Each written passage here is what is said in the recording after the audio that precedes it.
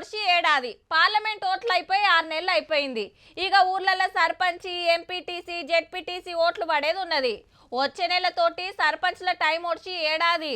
ఇన్ని రోజులకెళ్ళి ఇన్ఛార్జ్ల పాలనే నడుస్తుంది. పంచాయతీలల్లా బీసీల లెక్క తేల్చి రిజర్వేషన్లు ఫైనల్ చేసి సర్పంచ్ ఓట్లకు పోయే పనులున్నది సర్కారు.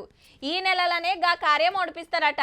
మన తాన టైం ఉంది కానీ ఢిల్లీలో అయితే ఓట్ల గంట మోగింది.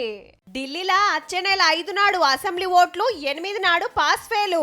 ఈ శుక్రవారంకెళ్లే నామినేషన్లు అటెన్క జోరు ప్రచారం.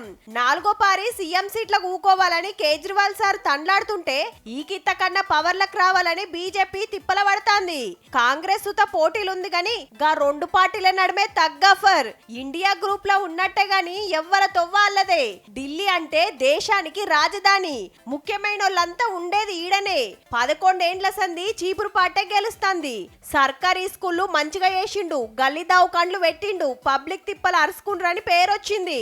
అయితే మందు దందా కేసుల ఉత్త పుణ్యానికి నన్ను అరెస్ట్ చేసిండ్రని ముఖ్యమంత్రి పదవికి రాజీనామా పెట్టి మళ్ళా గెలిస్తే తీసుకుంటానే జిజ్జు మీద ఉన్నాడు కేజ్రీవాల్ సారు. అధికారంలోకి వస్తే అయ్యవార్లకు నెలకు 18,000, ఆడోళ్లకు 2,100.